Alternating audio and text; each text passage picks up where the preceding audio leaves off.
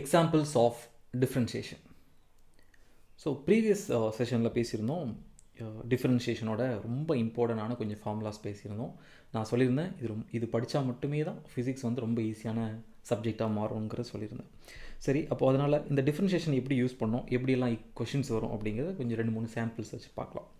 பாருங்கள், ஒரு ஃபங்க்ஷன் கொடுக்குறாங்க y = x⁵ + 4x + 10ங்கிற ஒரு ஃபங்க்ஷன். இவங்க கேட்குறாங்க, பாருங்கள், எக்ஸுங்கிற வேல்யூ அப்ளை பண்ண ஒய்ங்கிற வேல்யூ மாறுது. அப்போ இதுதானே ஒரு ஃபங்க்ஷன். அப்போது ஒய்ங்கிற function dependable, so which depends on x value. அப்போ இதோட டிஃப்ரென்ஷியேஷன் என்னவாக இருக்கணும்? ஜென்ரலாக பேசிக்கலாக dy/dx. ஒரு கிவன் ஸ்மால் இன்ஸ்டண்ட்டில் ஒரு dxோட வேல்யூ எவ்வளோ y வேல்யூ அஃபெக்ட் பண்ணுது. So rate of change of y with respect to x, இதான் ஃபைன் பண்ண வேண்டி வரும். அப்போ ஃபஸ்ட்டு ஃபார்முலா பாருங்கள், x⁵ இருக்குது. நம்ம ஒரு ஃபார்முலா பார்த்தோம், x⁴n ஃபார்முலா, x⁴n nx⁴n - 1. அப்போ டேரெக்டாக எடுத்து எழுதலாம் இண்டிபெண்ட்டாக. 5x⁴ ஆயிரும் ப்ளஸ் ஒரு டிஃப்ரென்ஷியேஷன் முடிஞ்சிருச்சு. இனி இந்த டிஃப்ரென்ஷியேட் பண்ணலாம்.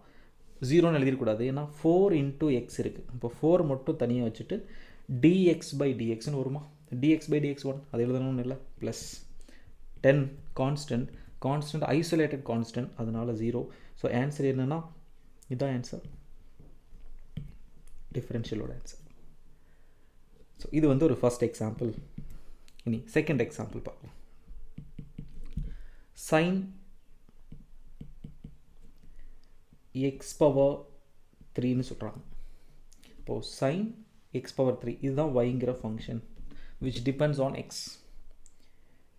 இப்போது ஃபைன் பண்ண சொல்கிறது dy/dx எவ்வளோன்னு ஃபைன் பண்ண சொல்கிறாங்க. என்ன பண்ணலாம்? ஃபஸ்ட்டு 2 ஃபங்க்ஷன்ஸ் வந்துருச்சு. ஒன்று சைன் ஃபங்க்ஷன், இன்னொன்று வந்து ஒரு க்யூப் ஃபங்க்ஷன். இப்போது எது முதல்ல இருக்குன்னா சைன் ஃபங்க்ஷனுக்குள்ளே தான் x³ ஃபங்க்ஷன் இருக்குது. ஃபஸ்ட்டு சைன் ஃபங்க்ஷனை அப்படியே டிஃப்ரென்ஷியேட் பண்ணிடலாம். சைனை டிஃப்ரென்ஷியேட் பண்ணால் காஸ், இப்போ sin x பண்ணால் cos x. அதே மாதிரி sin x பண்ணலாம், sin x பண்ணால் cos ஆஃப், உள்ளே இருக்கிற வேல்யூ நான் டிஃப்ரென்ஷியேட் பண்ணவே இல்லை, எதுவுமே பண்ணல, x³ அப்படியே வச்சுக்கோங்க இன்டூ செயின் ரூல். இதுதான் பேசணும் செயின் ரூலில். பாருங்கள், 2 ஃபங்க்ஷன்ஸ் வந்துருச்சு. பவர் ஃபங்க்ஷனும் உள்ள ஒரு ப்ராடக்ட் ஃபங்க்ஷனும். பவர் ஃபங்க்ஷனை ஃபஸ்ட்டு பண்ணோம், அதுக்கப்புறம் உள்ள ப்ராடக்ட் ஃபங்க்ஷன் பண்ணோம். இந்த ப்ராசஸ் தான் நாங்கள் அப்ளை பண்ண போகிறேன். டேரெக்டாக sin x³ பண்ணால் cos x³ இன்டூ, இனி x³ மட்டும் தனியாக பார்க்கலாம். x³ டிஃப்ரென்ஷியேட் பண்ணால் 3x² வரும். இப்போது இதுதான் ஃபைனல் ரிசல்ட். சரி, உங்களுக்கு இன்னொரு டவுட் வரும், sin x மட்டும் பண்ணால் என்ன ஆகும்? sin x இப்போது dy/dx கண்டுபிடிக்கலாம். ஆன்சர் sin x பண்ணால் cos x இன்டூ இந்த எக்ஸை மட்டும் தனியாக இருக்குது, அதையும் ஒரு தடவை பண்ணிடலாம். எக்ஸுங்கிற ஃபங்க்ஷன் dx/dx அந்த வேல்யூ 1 ஆயிருக்கும். அதனால தான் ஜென்ரலாக இது நம்ம எழுதவே மாட்டோம். அந்த x⁴1 தவிர வேறு ஏதாவது வந்துருச்சுன்னு வச்சுங்களேன், இல்லை வேறு ஏதாவது ஒரு ஃபங்க்ஷனாக வந்துச்சுன்னா அந்த ஃபங்க்ஷனையும் டிஃப்ரென்ஷியேட் பண்ணி தான் எழுதணும். ஸோ இதுதான் ரூல். ஆனால் sin xன்னு வந்துச்சுன்னா, ஏன் நம்ம இது வந்து மறுபடியும் அதை எழுதவே இல்லைன்னா, எக்ஸ் தான் sin x வந்து எக்ஸ், cos x தான் cos x - sin x. இங்கே x² x³ வரல, அதனால் இன்னொரு டிஃப்ரென்ஷியல் அந்த செயின் ரூல் நமக்கு தேவைப்படல. ஆனால் இந்த கேஸில் அப்படி இல்லை, x³ வந்துச்சு, அதனால 3x². அப்படி இல்லை, வெறும் sin x மட்டும் இருக்குது. அப்போ ஃபர்தராக ஒரு தடவை dx/dxன்னு வரும், இந்த வேல்யூ 1 தானே இருக்கும். ஸோ அதனால் நம்ம இது எழுதவே இல்லை. ஸோ இவ்வளோ தான் பேசிக் ஐடியாஸ். அண்ட் ஒரு எக்ஸாம்பிள் பார்த்துடலாம். இன்னொரு எக்ஸாம்பிள் எப்படி இது ப்ராப்ளமில் எப்படி கேட்பாங்கங்கிறத பார்த்துடலாம். ஒரு டிஸ்பிளேஸ்மெண்ட் ஃபங்க்ஷன், ஒரு பொசிஷன் ஃபங்க்ஷன் கொடுக்குறாங்க. Position function given by function என்னன்னா x = 10t + 5t²ங்கிற ஃபங்க்ஷன். என்ன கொஸ்டின் கேட்குறோம் பாருங்கள், டைம் தான் மாறுது, with respect to time position மாறிக்கிட்டே இருக்குது. இந்த ஒரு ஃபங்க்ஷனை ஒபே பண்ணுற ஒரு ஆப்ஜெக்ட், ஒரு காரில் போகிறீங்கன்னு வச்சுக்கலாம். அப்போ time with respect to time உங்களுக்கு காரோட பொசிஷன் மாறிக்கிட்டே இருக்குது, ரேண்டமாக மாறுது, ஏன்னா பிரேக் எக்ஸலரேட் பண்ணிகிட்டே போகிறீங்கன்னு வச்சுக்கலாம். அப்போ டைம் அப்ளை பண்ண பொசிஷன் ரேண்டமாக டிராஸ்டிக்காக மாறிக்கிட்டே இருக்குது.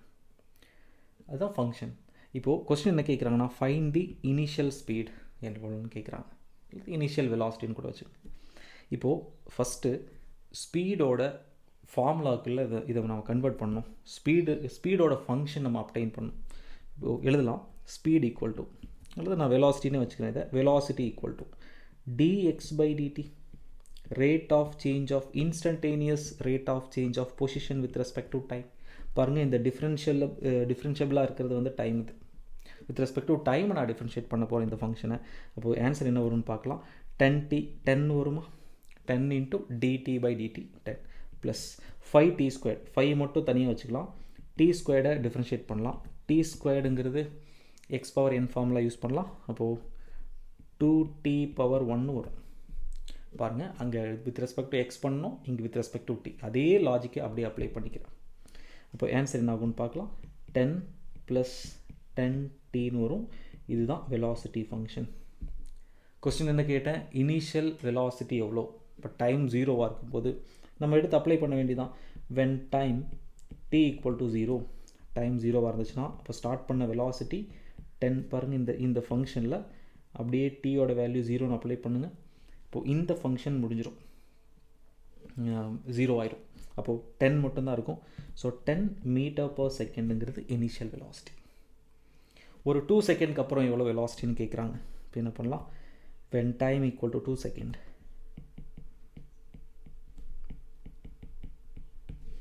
இப்போ அதே ஃபங்க்ஷனில் 10 ப்ளஸ் 10 into 2ன்னு அப்ளை பண்ணலாம்.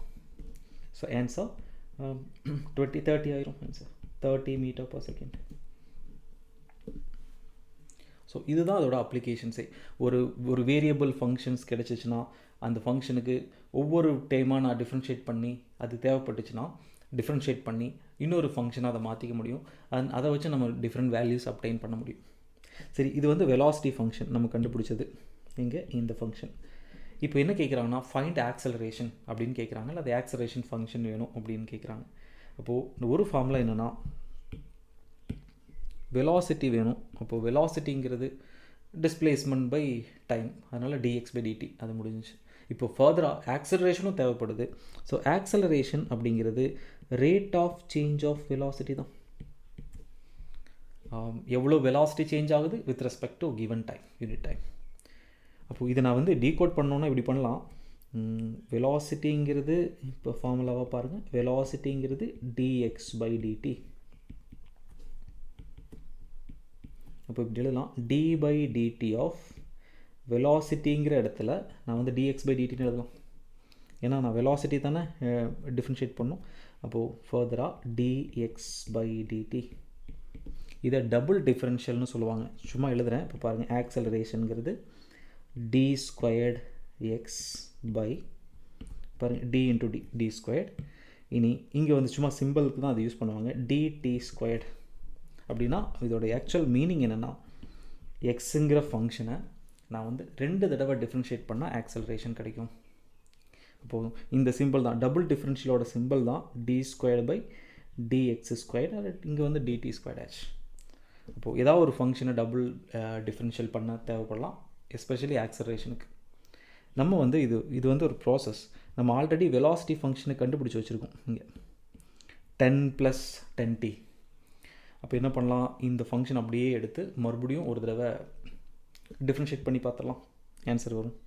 So acceleration equal to dv by dt and d by dt of அந்த velocity function 10 plus 10t, 10 plus 10tன்னு கிடைக்கும்.